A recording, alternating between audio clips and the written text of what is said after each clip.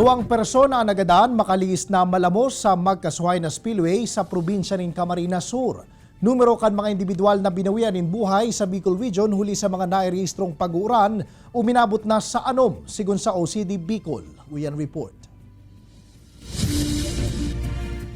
Tarabang napigalsa kan mga personahe kan Philippine Coast Guard Camarines Sur. Ang bangkay kan sarong lalaki sa Inarihan River nasakop kan Barangay Siembre sa Banwaan ng Bumbon, Camarines Sur.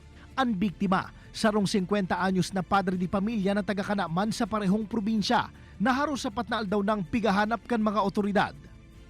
Sigun sa paryente kan biktima, Enero 19 kan papuli na kuta inigi kan sa sayang trabaho sa Banwaan ng Calabanga, kan aksidente ining madarakan sulog kan nagsupay na spillway sa Carolina, Nagas City. Gusto mo po nga ikot ang tabangan, di mo po matabangan ta. Makusugong po kasi agos eh. Labi man ang pagkamundo kan pamilya kan biktima, urog na tanom na aki ang nawalat kaini. Mayo naman in buhay kan madukayan ang lawas kan 49 anyos na lalaki sa Sitio Kabuklodan, San Jose, Pili, Camarines Sur. Sigun sa Pili MDRRMO, petsa 19 sa taho kan makusog na pag-uuran, kanhuri ining mahiling na nagpirit magbalyo sa pigbabaha ng spillway sa lugar, mantang lunad kan sa iyang motorsiklo. According naman sa aki, nakaulay ko man, garong nagadan naman sa tao kang spillway si motor na nilulunadan niya. Pasabit man sa nabaya.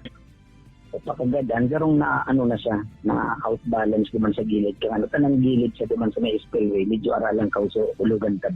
Sa datos kan Office of the Civil Defense Bicol, uminabot na sa 6 katao ang nairehistrong binawian in buhay sa bilog na rehiyon, ninuli sa humang ipigdarakan mga pag-uuran sa nakaliis na semana. Padagos man ang pagirumdum kan mga otoridad, nadain na magpirit na magbalyo pa sa baha, urog na kun makusog ang sulugan tubig, tanganing dain na malag sa mga delikadong sitwasyon. Kaibanan si Carlo Abunita, Jesse Cruzat, Balitang Bicolandia.